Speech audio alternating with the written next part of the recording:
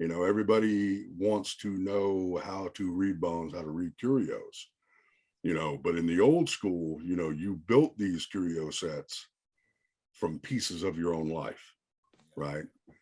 That key to your first car or your first house, you know, that piece of quartz you found on the trail on your 12th birthday while you were walking through the woods, all those, you built that penny that you found on your wedding day.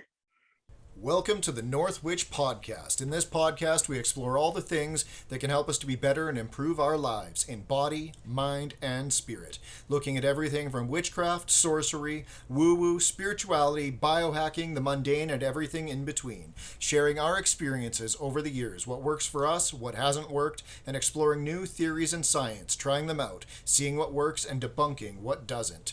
We have guests on this podcast from all around the world and from all walks of life, exploring different worldviews, different spiritual practices, and different mundane things that everybody does to improve their lives. We have authors from different backgrounds. We have people who are involved in the esoteric arts and the occult communities. We have people who are involved in natural and holistic healings. We invite anyone and everyone from all walks of life, left-hand path, right-hand path, and everything in between, to come and join us on this journey of discovery. In this podcast, we will be having discussions and talking as if we are with a bunch of close friends, and things sometimes may or may not go on or off topic.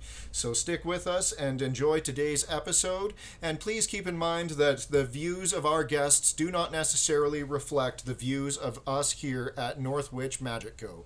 Thank you for tuning in, and please check out our store at www.northwitch.store and use code THANKS10 for a 10% off discount for watching our podcast.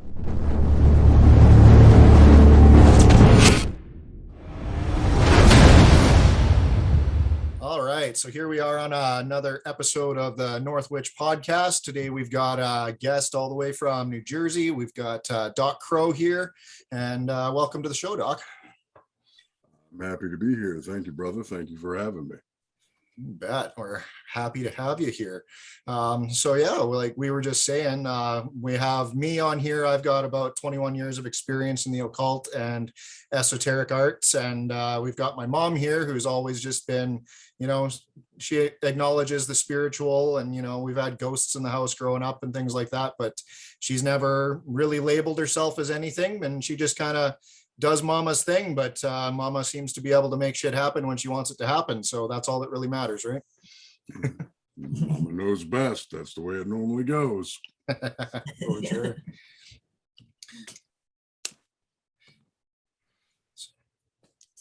So I had to check you out because it's all new to me, and we get to learn from so many different people. It's been fantastic who we've been attracting into our tribe per se. And so I just started looking you up yesterday as I was preparing for our interview. So that was super fun for me. I love your shop. I assume it's only online. I couldn't find any brick and mortar spot. Yeah, I don't. wickedlittlethings.com. Yeah, wickedlittlethings.com. I don't have a brick and mortar store. As a matter of fact, that's one of the things, because originally I had never set out to be a metaphysical store. I mean, my family and the tradition that I'm in and the way I operate is very much what we like to call backdoor conjure. It's community. It's the people that I know. I get paid in cornbread sometimes. That's a transfer of energy. Yeah. But with the new age and the way things are going progressively, I started an online store just to get products out there because when it comes to, I don't know how things are in Canada where you all are from, but in the United States, you can find metaphysical stores. You can walk into Barnes and Noble, you can walk into a bookstore and you can find books on Wicca. You can find books on certain things, but when it comes to true Southern or Eastern conjure, they're hard to find. you know, and when you're looking for goofer dust or hot foot or war water or things like that, it's hard to walk into a Wicca, you know, a store that sells crystals and more of the Wiccan persuasion things. Not that I'm knocking Wicca as a religion, but it became a fad. And if you grew up in hoodoo and conjure and voodoo and the southeastern side of things, outside of New Orleans, you weren't finding that stuff. So I originally opened up my shop to provide those things to the general public that they could not get locally, you know, because here in New Jersey, you know, they don't know about chicken feet. They don't know about cow's tongue. They don't know about Sure. they don't know about, they don't know about those things. So, you know, they're not selling those in the local rock shop. Yeah. So that was the idea behind that. But I had never really set out to be like, this is my life. This is the lifestyle. This is my spirituality. It's who I am. It's what I do. I never thought it would be a business until it became a business. And then, you know, so, I mean, I am looking into starting a brick and mortar. I have a couple of people in the community that's been pushing me for that for a couple of years. COVID, of course, kind of put a delay in that. But yeah, predominantly I'm online because it was mostly I wanted to supply and wholesale local people who couldn't get what they needed to get through local stores, through local means. It's so great, isn't it? And how the path takes you. Mm-hmm. Yeah, for sure. Yeah, like I was basically the same as you. I had never wanted to do this professionally or anything really. And it's, you know, I've been doing magic and stuff for over 20 years now, and it's just been my life and everything. And then, like you say, the recession hit 5-6 years ago up here, and then COVID not too long after. And, you know, we had, you know, believe it or not, we actually used to be a firearms store. And so we actually used to be totally different. I may have And to then- talk with you about that. That's a whole nother chapter. Yeah. And then, the recession hit and we were just like, well, fuck, we got to try something new. So I said, well, I mean, I do this already on my own. So why don't we try offering my services and offering some of the stuff that I make, and let's see where it takes us. And then, you know, here we are almost 4 years later, and you know that this is our main business now. We haven't sold a gun in 3.5 years. We don't even look back anymore now, right? Well, it really is amazing how the spirit guides you to do certain things. I mean, when I fancy myself an amateur historian, very amateur, by the way. But, you know, I was appraising back in the early days when Etsy was new, and, you know, this was a transition between MySpace and Facebook. You know, I was appraising books for people.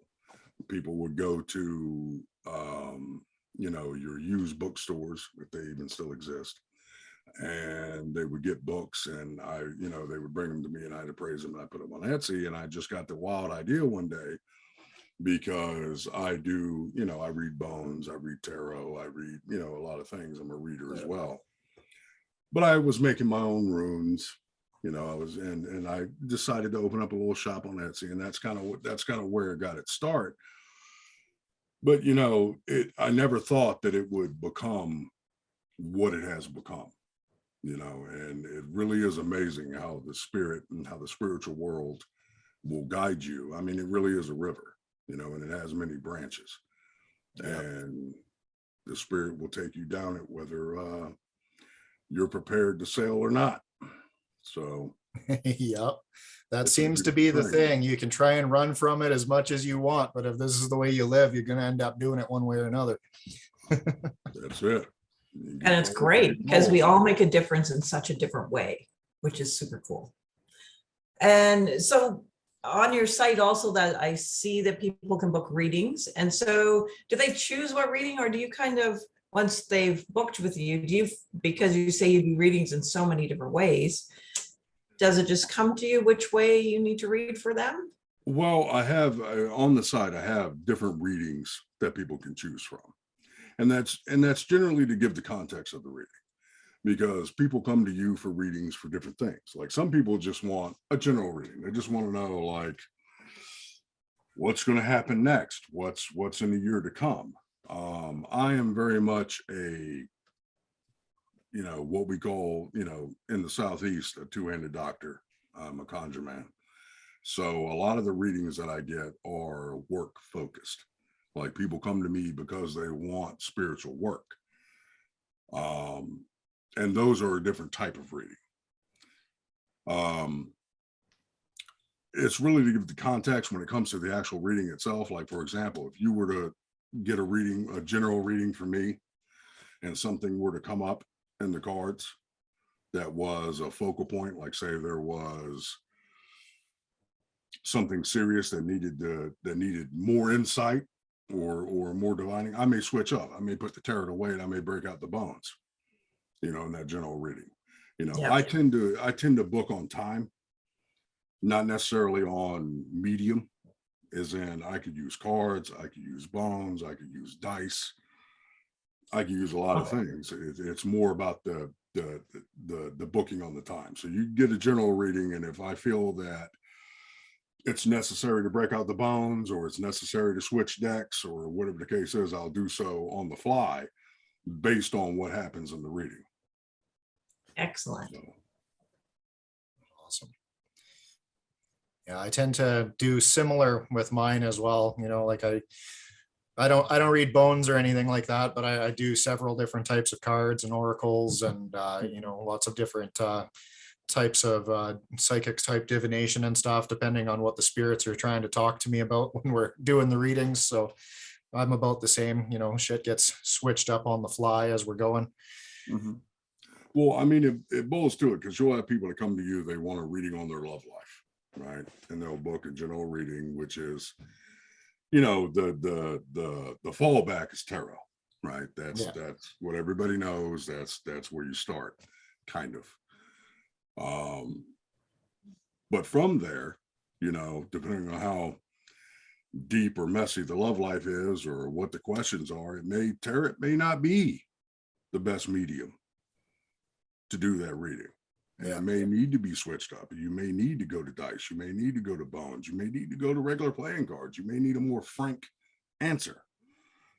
And I mean, you have people that want yes or no questions. Well, tarot, while you can do it, you can use tarot for yes or no questions, it's not necessarily the best medium for that. So you have to be able to switch it up on the fly in order to give the proper reading for the proper situation. Totally agree with you there. So did you have any other immediate questions there, Ma, in your quick little research there? I always love hearing from your perspective. And Well, one thing that I really hopped out at me on your site was your little Dok. So to adopt a little Dok. So I thought that was super cool. Like, and so is that a popular little critter on there? It looks pretty awesome. He is very, and I have to give a shout out to Carrie Belay, because she is at Llama Mama. She's the actual person that makes them. Awesome. Or at least crochets them. And then I do the spiritual side of things with them. Right. But yes, they are very popular. It's actually, they're hard to keep in stock because my children keep stealing them. It's kind of like become a collection piece. I can totally see that. Like it completely spoke to me when I was scrolling through your site there. It's like, I bet that is hot. And originally, I wanted to start a charity foundation called Wicked Wonders. But because of the way the United States government works, I'm not trying to get anybody demonetized here, but you need, in order to get recognized as a charity, you need certain steps and you got to go through certain hoops. So I wanted to start it. It's something I'm still planning to do. I just got to get it there first. Because you have to have a board, you have to have checks and balances, all the things, all the legit things. You got to have all the legit things. So, and with the way GoFundMe and those type of places are working now, they're not trustworthy. So you can still get a little doc, but I kind of, you tell me what charity you want to give the money to, and I'll give it to them. You know what I mean? Or, originally the Wicked Wonders I set up because, like, I grew up on the street. I grew up in a very poor household in Columbia, South Carolina. Trailer park boy, so to speak. And you always have the Christian food banks. You always have the places you can, the Christian church and all of that does things. And I always thought that, in the pagan community, heathen community, the conjure community, whatever you wish to label it, we could do something similar. We could have a place where practitioners outside of a church, because a lot of those organizations require you to sign a membership or drink the Kool-Aid or donate or whatever to their organization in order to benefit from them. For sure. Yeah, which I think is kind of asinine to have to require charity to get charity, but whatever.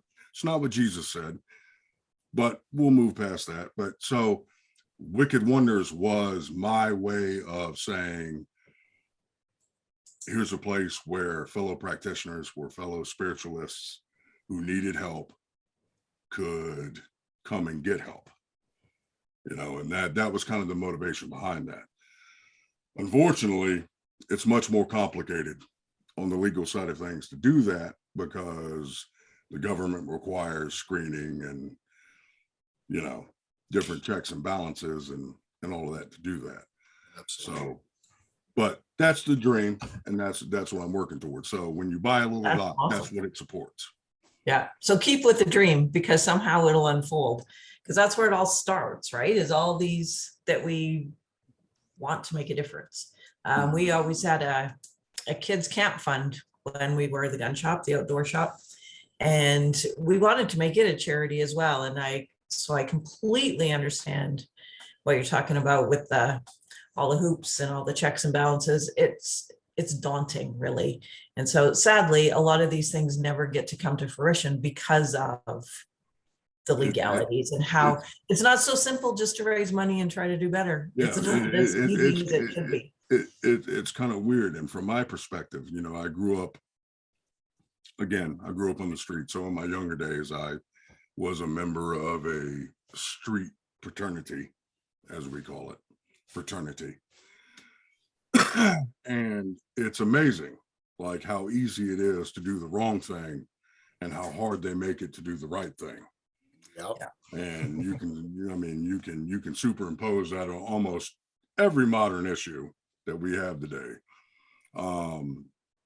because it's easy. If you wanted to scam people or become a street pharmacist or whatnot, it's very easy to do those things. Very easy and massively profitable. But if you want to start a charity to uplift your brothers and sisters,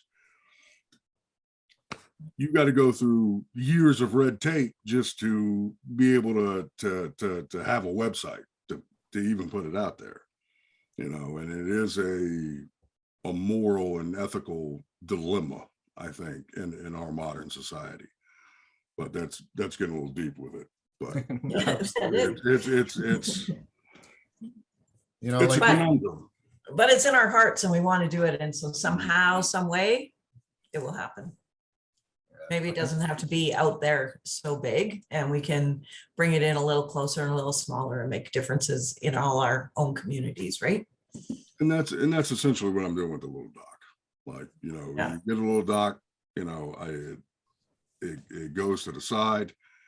If you have a specific charity, I work a lot with St. Jude's Children's Hospital, cancer research, that type of thing. So, that's kind of like my fallback. If you just say, here, doc, here's $10, put it to whatever, that's where it goes. Oh, fantastic. If you have something specific that you want to donate to, I'll definitely put it there. but it This is is pretty cool how aligned we really are without even knowing it. We're Yeah. also involved with another, because you said St. Jude's and the Children's Hospital. We do another charity event every year. It's called the Big Hearts Charity Ride. And so we are so fortunate and blessed to be part of this, and they choose us every single year. And I'm in awe every year we still get chosen. And so we get to raise thousands of dollars in one day doing a poker rally. And so the big bikers come in and we raise money for one of our local hospitals for NICU. So it's pretty cool how we really are so aligned. It's fantastic. Yeah, and it sure puts a little bit of fear into the locals when they see 100 Harleys and guys in cuts walking into the local witch shop, right? So we definitely freak people out a little bit. Well, to be fair, we weren't always the witch shop. So they've grown with us as well. So yeah. Well, I get that. You know, you're multifaceted. You know, it is definitely a thing. You know, and like you guys, you know, this wasn't, you know, again, what I had started out to be. You know, it's who I was, but it wasn't. You know, I never intended to be the presence or whatever. You know, the social media side of things wasn't. You know, I remember when MySpace was born. You know, and we were all trying to figure out how to put music and graphics on our MySpace without it crashing. right. You know?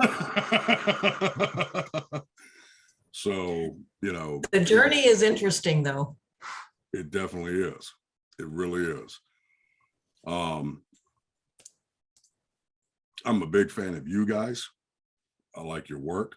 I like what you've been doing as far as, I mean, the craftsmanship that you guys bring to the table is extraordinary. That's awesome. Thank you. Just to let you know, I'm a fan. So. Well, we're also COVID has brought a few blessings to our family. So my daughter was scheduled to go to university, and of course with COVID, that her program just was not able to work out that way. So we got to bring her to the shop, and she's super artistic. So we have been so blessed with hers. And then so the Zariel and her combining their, I don't even know what you call it, they're just amazingness together, that they bring out the best in each other. And it's pretty fun that we get to do this as a family. So Danny's drawing the witches and the different deities and doing all that, and then Zariel's doing his wizardry magic that he does with the laser. So it's all coming, it's pretty good. And we're pretty pleased that we're actually getting noticed out there and just continue to be able to grow. And it's a true blessing, really. That's really, really cool. Super cool people like you. Like, Oh, awesome. man, you're gonna make me blush. Yeah, it's really cool that we get to do this now. And, you know, we're sending our stuff all around the globe. You know, like I never thought I'd be shipping my stuff to Europe and Africa and South America and Australia. And, you know, we've got followers all around the globe, and I'm teaching people all around the globe how to do different types of magics. And, you know, it's definitely getting to a point that I never, ever would have dreamed that it would be. You know, I was pretty much in the closet 5 years ago with my practice, and now I'm getting to be pretty well known out there. I mean, I've got 4,700 people on Facebook now, and it just seems to be kind of exploding this last year. So it's fantastic to be able to help people all around the globe, and, you know, help people overcome their struggles and bring a little bit of light into people's lives. You know, send them products that help them with their practice and can help them transform their world. It's just absolutely fantastic. Well, it's one of those things that you get your first order, right? And you got to send some goofer dust and hot foot and chicken foot to Hong Kong. Yeah. You got to figure out the shipping and what you need to label and all the checks and balances to get that to happen. It's an eye-opening experience. It's definitely Yeah. This is a new phase. This is a new bend in the river, so to speak. Yeah, sure. It is a learning experience, and I'm right there with you, man. I mean, when it comes to, I mean, I have clients and customers all over the world, from India, Japan. You know, my maternal step grandmother's Japanese. So I'm very influenced by that side of culture from a young age. So I have a lot of clients in that part of the world from that. But I mean, just organizing the shipping, let alone the cultural, spiritual side of things. Yeah. Just trying to figure out how much postage and how much packaging and how much newspaper you got to stuff into the box to make sure that it gets from A to B. Yeah. And survive is an adventure. It's an adventure. And in some sort of timely fashion. Yeah. You know, That's another beast. And it's a gambit, you know, because I can send a package to Japan, it get there in 5 days. I can send a package to you in Canada and it takes a month and a half. Yeah. You know, for whatever reason. So bizarre. It's random. We see the same thing. I sent a package to Calgary the other day, which is 2 hours south of us. And it took 2.5 weeks to get there. And I shipped to a buddy in Texas and he had it 2 days later. So I do not even understand how postage works. There's some guy, you know, that scene in The Matrix where they finally meet the programmer. You know, that's a dude. He's a dude. He's just sitting there with a dartboard and he just throws a dart. Wherever it lands is when your package is. That's it. I'm convinced that's how it works. I haven't seen any evidence to the contrary. There seems to be no rhyme or reason or pattern to it. You know, Berlin, 2 days. 5 miles down the road, 3 weeks. We apparently have the same shipping people. Apparently. Right. You know, I mean, I actually make it, I'm very big on supporting small businesses. I'm very big on supporting local community. So like I donate to the local post office. Like I go in there and I tip them with cash and I donate federally. But it's still like, come on, guys, you know. Out of 10 packages I send out a week, you know, one of them gets lost, you know, lost in the ether. You know? Or broken. I'm still convinced that every postal worker either plays soccer or football games with every package that I ship out. So like the level of packaging that we have had to upgrade to with bubble wrap and stuffing and everything else, and shit still shows up broken when it's going 2 hours down the road. Like it's absolutely unreal. I remember when I first started out, I was trying to get boxes that fit the products that I was selling. So like if someone ordered just one bottle of oil, right? A 1 ounce bottle of oil, you know, I had a little envelope that had some bubble wrap, you know, you stick it in the envelope, you put it in the mailbox. I now use a standard 6x6 box for everything. If it's one bottle of oil or one packet of incense, it goes in that 6x6 box and it gets filled with newspaper, bubble wrap, saran wrap, the whole 9 yards. Because otherwise, you're rolling the dice. It's the gambit. Maybe it makes it, maybe it doesn't. We'll see. Yeah. Vegas rules, as they would call it. Yeah. So you make lots of oils and powders and everything else with your shop there? And I do. I'm actually kind of. It's funny that you went and looked on the site. It's actually under construction. My site's still being built because I'm rebuilding it because I had a whole line of products. I was supposed to move to a bigger facility, basically, before COVID hit, and then COVID hit. So and here we are. Yeah, and here we are. So those plans got put on hold, which they're happening this year. But I have a lot of oils, I have a lot of products. I mean, I do a little bit of everything. You know, I make runes, I make wands, I do a little bit of everything. The only thing I do not do is I don't make candles. Nice. I leave that for other people.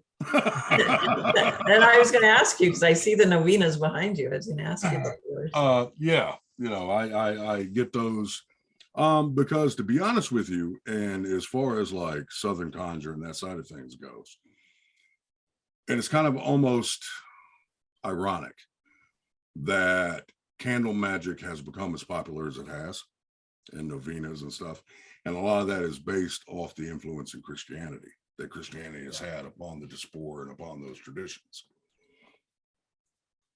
Our ancestors, didn't have candles like that. They used oil lamps, they used bonfires, they used those type of things. So while a lot of conjuring, a lot of witchcraft is now very candle focused, the candle is very much a modern, what's the word I'm looking for? Repurposing of that bonfire, that communal fire, that communal oil lamp, that communal, the light, the illuminatory, that's brought into witchcraft. So I'm not while we all use candles, I'm not as center focused on it as, my grandmother didn't have penis candles. She didn't have she didn't have vagina candles. She didn't have, skull candles. She didn't have a lot of the things that we now have. And they're new things, and I'm not knocking those. They're great things, they're great tools, they're great representations. If it helps empower your work and makes your work stronger, better, if it gets you there, gets you in that focus, I have no problem with it. But I come from, I can do the same thing with a birthday candle.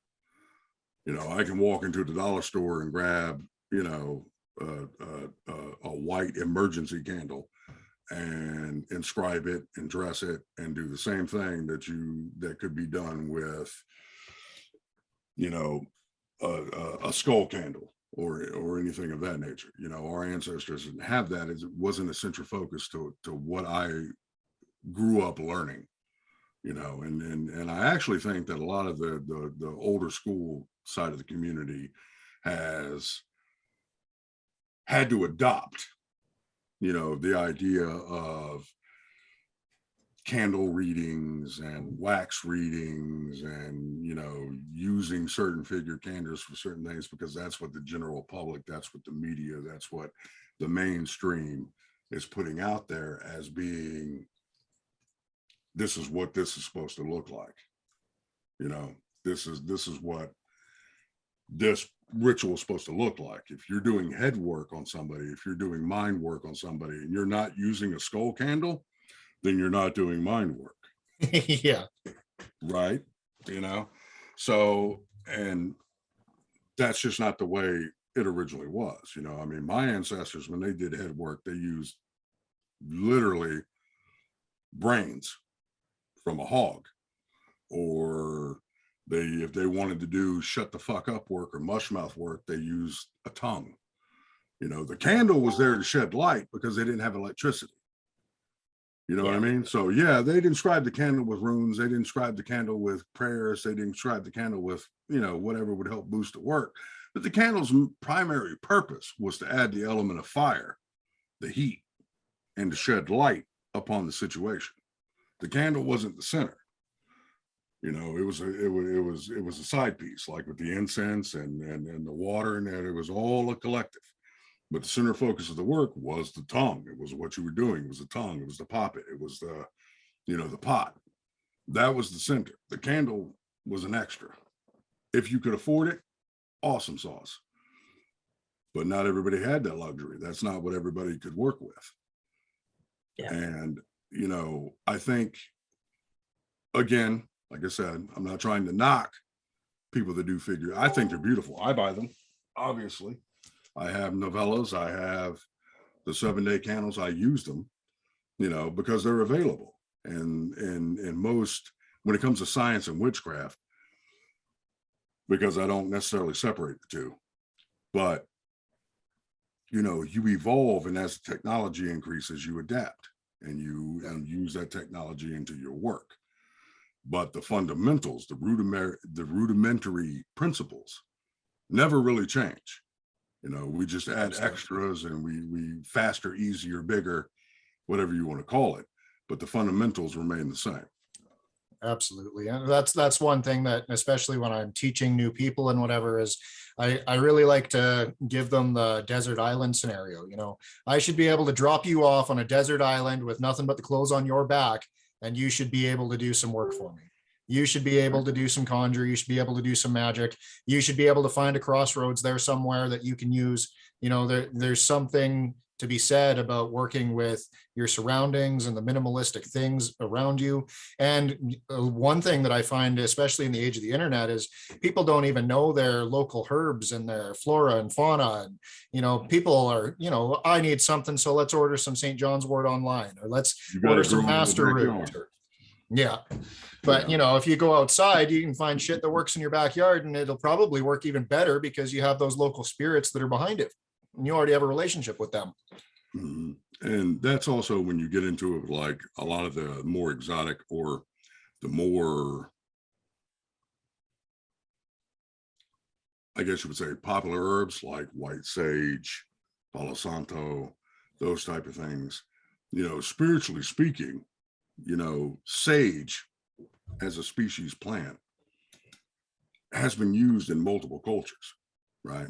In one various form or another, whether it's white sage, or, you know, your kitchen sage, or, you know, I mean, there's a reason why it's in everybody's cabinet, whether it be used for spiritual purposes or as a spice. It all can be used. You know, certain things get popular because that's what's on TV, you know, or that's what's in the book in Barnes and Noble. Yeah. But, you know, not everybody had access to white sage. You know, not everybody has access to Palo Santo. So what did your ancestors use in place of that herb? Absolutely. You know, like it's not the end all be all, you know. And I think several things when it comes to the internet and the way things have gone over the couple of years, because I can remember 10 years ago, if you were to walk into a Facebook or MySpace group and you were to say you did anything other than Christianity, Buddhism, or Wicca, if you were to walk in and say you did anything that involved the left-hand path, or true sorcery, or witchcraft, you know, old school, what they now call traditional witchcraft, you get blocked. You get kicked out of the group immediately. Absolutely. I know I did. Now, you know, it's stamped on the box. It's packaged. It's repurposed, and it's put out there as the mainstream. But people miss the, you know, especially when you talk about traditional witchcraft, whether it be in the, like, for example, the hoodoo, voodoo, and those type of traditions, or whether it be Celtic or you know, your Nordic traditions or Eastern European traditions. When you talk about, you know, traditional witchcraft, you know, a lot of the cultural side of things gets missed. Like, I can tell you right now, your Slavic witch 300 years ago wasn't burning white sage. Yeah. Okay. I can almost guarantee you, I'm willing to bet. I'm not saying that there couldn't have been a supply train, you know, I'm not saying that it was completely unavailable, you know, Roman roads and all that. But I'm willing to bet that that's not what they use to purify and sanctify their home. Absolutely. You know, so you got to take these things in consideration. You know, and it's one of those things that I think we are struggling with, because while the internet and the new age has brought so much information that is so readily available, you know, a lot of the undertones, or as I like to say, the soul of these traditions and these practices gets lost in it. You know, it gets boiled down into blurts and sound bites and clips and a Wikipedia page. And suddenly you got a million experts, you know, on a tradition that they can't even speak the language of, you know. So it's a thing that, you know, we ourselves as practitioners have to look deeper. It's always a learning experience. Like, for example, I don't like calling myself a professional conjurer. I don't like calling myself a professional worker. Yeah. I don't like considering myself an expert. in anything, because there are no teachers, there are only students on different lessons. 100% agree on that. Totally agree. Yeah, it's such a journey of learning.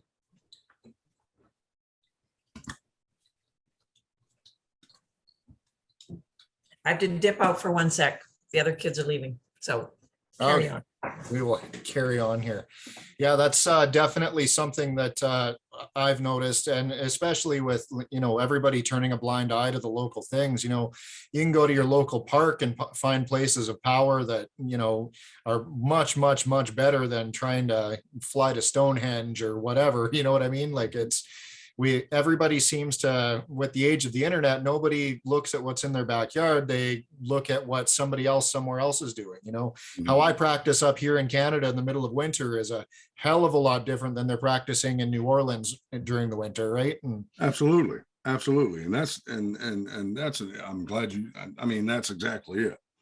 I mean, everyone wants, and don't get me wrong, I got my own views when it comes to Salem, but Salem's a modern witchcraft capital, not absolutely a historical one. Yeah, I agree there. Yeah. New Orleans, different story.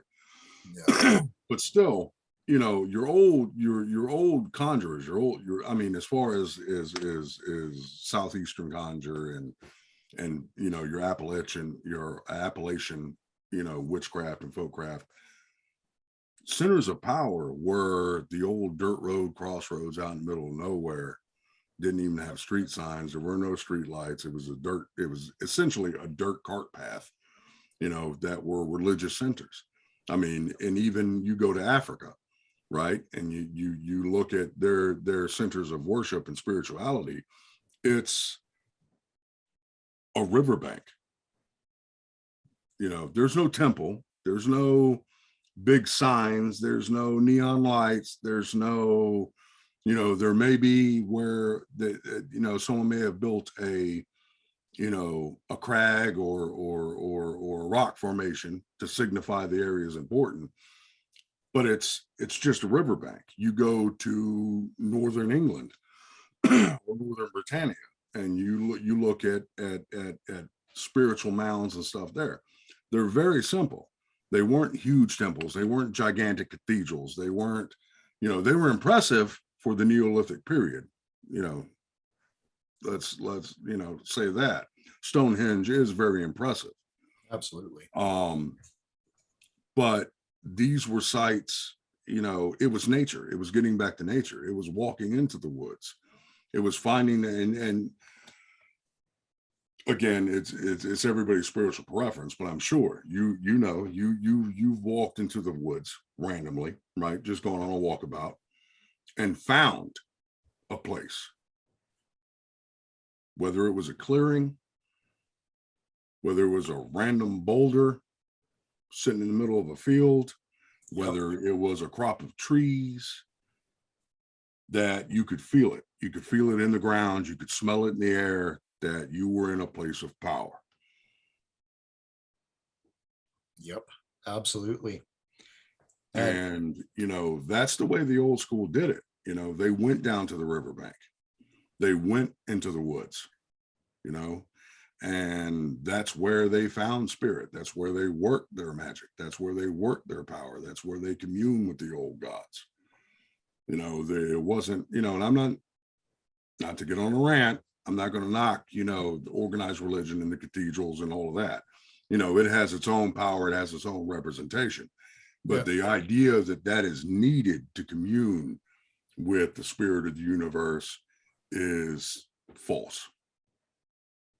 Absolutely. You know, I've always said, if you want to know God, right, and whatever label you choose to see the divine, whether it's Bundai, whether it's Odin, whether it's Yahweh, whether it's Elohim, whatever label or name you want to give Zeus, whatever, you know, whatever name you want to give the divine. If you want to know the divine, all you have to do is look at what the divine created. If you want to know how the divine operates and what the rules are, look at what the divine created. Look at nature. Okay, it is a system. and all its randomness and chaos and order and patterns, and look to what the divine created, look what the divine gave us, and let that be your guide. Yeah, for sure. Yeah. Yeah, we're a little bit more blessed up here in Canada. We have a lot of open wilderness. I mean, we're lucky enough to live an hour away from the mountains, so we get to do a lot of exploring out there. And the places that we find out there to practice, especially my wife and I, are, I wouldn't trade it for the best cathedral in the world. You know what I mean?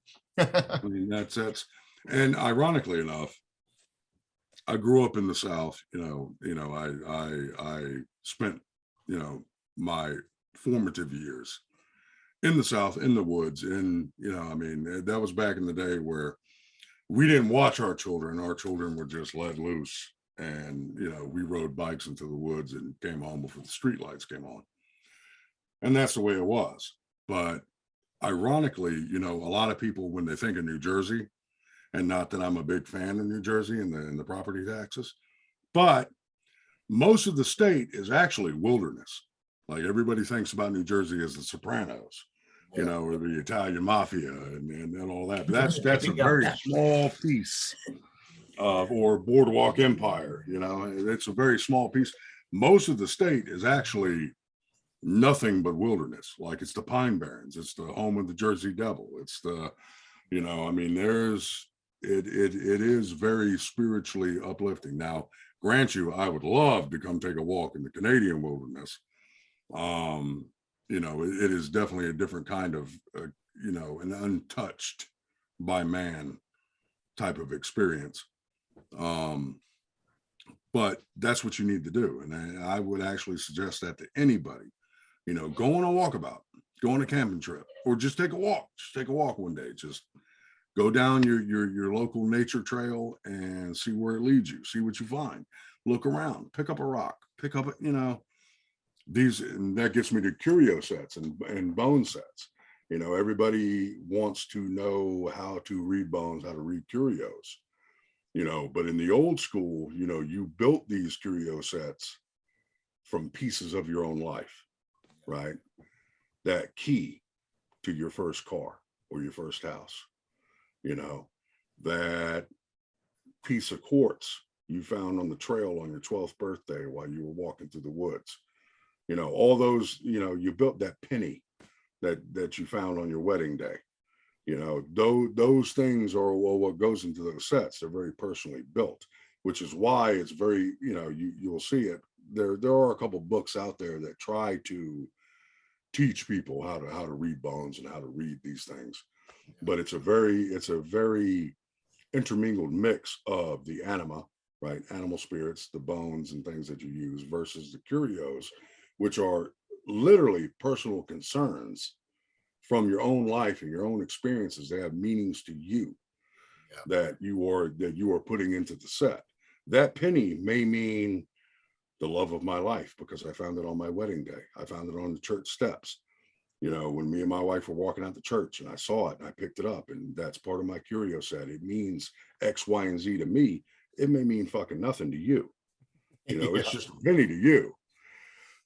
So they're very personal things, and it's and not to get off on a whole nother tangent, but that's what makes curio and bone reading different than cartomancy or reading the tarot, because it's a very personal thing. Each set, every set is unique to the individual. It is a part of yourself. It is an extension, like the old samurai and warrior adages. The sword, the tool, is an extension of your own soul. And that's what the curio and bone set is. A lucky rabbit's foot may mean one thing to you, it may mean completely something different to me. And that's the difference. And again, that goes back to learning your own flora and fauna in your own environment, in your own backyard, learning the roots that are available to you. That is where people should be starting. And if you ain't got it, go to the garden. If that's the idea. I mean, I can't tell you how many people look for a high John the Conqueror root, and the shit's growing in your backyard. You know, you're sitting on a small fortune on the back half of your property, and you don't even know it. But you're going to pay premium per pound to order it from across the country. Absolutely. Yeah, well, I just actually ran into that. I needed some aconite, some wolfsbane for a spell, and I was looking on the internet for it, and my wife comes and she's like, "Holy fuck, it's worth that much?" And I'm like, "Yeah, well, I haven't been able to find it anywhere." She's like, "You dumb fuck, it's in our backyard." And so she goes out and she gets it some, and she's like, "Here you go. Here's everything you need for the next year." I'm like, "Oh, okay." So that really snapped me back into, oh yeah, I guess I should pay attention to this shit. A guy gets sucked in pretty easily into the ease of the internet. I'm going to do this, so I'm just going to order that. And then you sometimes, even as experienced people, forget that, hey, if I use whatever's local and easiest for me, it's probably going to be more powerful, for one. And Absolutely. for two, it's not going to cost you anything. And it just helps really build your own personal correspondences, like you were saying. Well, I'm a big believer in whether you see them as fae or land spirits or the jinn, or you have your Greek nymphs and satyrs and the spirits of the land. I'm big on feeding back. So, if you can grow something on your own property or find something on your own property locally, and you're making your offerings and you're serving that spirit and you're, giving back to the land in that trade and that energy transference, that ultimately that empowers your work exponentially, multiple fold, in ways that I think that a lot in the more modern age and the more social media, it gets lost, like that. That energy and that buildup gets lost in current modern witchcraft. Yeah. Because everybody's buying off the internet, everybody's buying off Amazon, everybody's getting it pre-packaged, pre-sorted, pre-ground, pre-dried, pre-whatever. But when you grow it yourself and you pull it out of the land, now, grant you, I say all that, but when you need African ironwood and the only place you can get it is from X, Y, and Z, and you got to get it, you do what you got to do. You use what you have. Absolutely. What you have available. But if you can get it from your own land, if you can get it from the spirits that you honor on your own property, on your own land, in your own region, in your own community, by all means do so. It makes your work, it makes what you were doing that much more meaningful. It puts more of your own spirit into it. Yeah. That's the connection. Our ancestors didn't have Amazon. Our ancestors didn't, again, the same note. Our ancestors didn't have penis candles. They didn't have, High John the Conqueror root ordered from Amazon. They didn't have that. They used what they get. They were out there cutting down poke salad. They were out there pulling up roots, out of the woods. They were using animal skins and communing with the spirit of the land in which they literally lived and depended on. Yeah, and they put that energy into their work, into their spirituality. And that's something you can't buy. That's something you can't get with an Amazon account. That's something you can't swipe a credit card and get the benefits from. Yeah. You can't build a relationship with your African ironwood you bought off eBay in the same way that you can with your aconite that grows in your backyard. And even that is something that I've really noticed is, like when I was being taught when I was younger, it was always, even if you do buy it online, these are living spirits. This is a living being. When you receive that herb through the mail, it's a living spirit, and so you need to honor it and give it its offerings and speak to it and wake it up and build a relationship with it before you even use it. And I'm seeing less and less of that the more that the internet age takes over the occult and new age communities and everything. And people are so instant gratification now that they absolutely don't even employ any of the stuff that I'm sure you and I both do every day, you know, the simple little offering that you give to that sage that before you turn it into a bundle, that simple offering that you give to the spirit of the rum bottle, and, you know, things like that, right? Like it's, Yeah, I mean, it is a thing. I mean, everything has its living spirit, and people, you know, they want the Jezebel root, they want the High John the Conqueror, they want the Osiris root, they want the snake root, you know, but then they treat it like there's, you know, salt and peppering a chicken, you know, for dinner. You know, you know, these things, there's a reason why they are used, you know. And when it comes to herbals and curios, everything has its multiple uses, because everything's there's a duality in everything. So, you know, that sage, that kitchen sage that you bought at the local grocery store, yeah, it's a spice, so it has that use. It also has a medicinal use, right? It has a medical property that it causes whatever reaction. Like, for example, parsley is a very good, you know, helps with your digestive system, helps with your urinary tract and all that stuff. It also has its spiritual properties or its magical uses.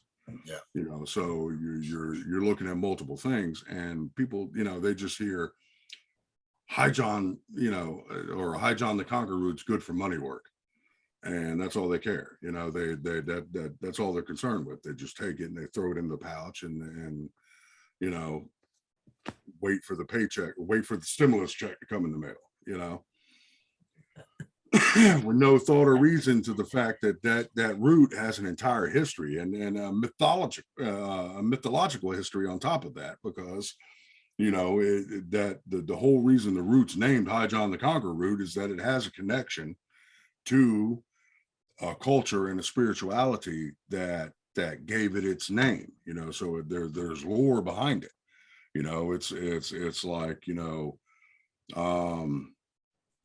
in Greek mythology, you know, you have Prometheus and the fire, you have Arachnus and the legend, you know, of how spiders became weavers and all that. You know, there's a mythology behind it that feeds into it. Then there's a medicinal use, there's a spiritual use, there's multiple facets.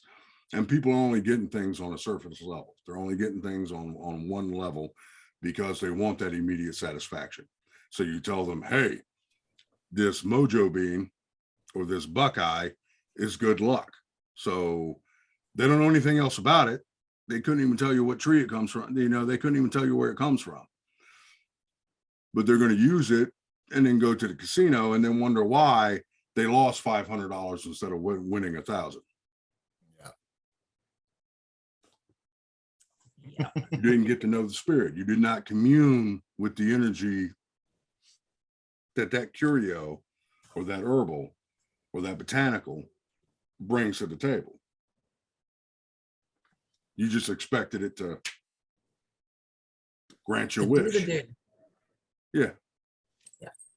yeah. You thought you could rub it 3 times and it would give you your wish like a genie, but it doesn't quite work like that. No, it doesn't. Genies don't even really work like that.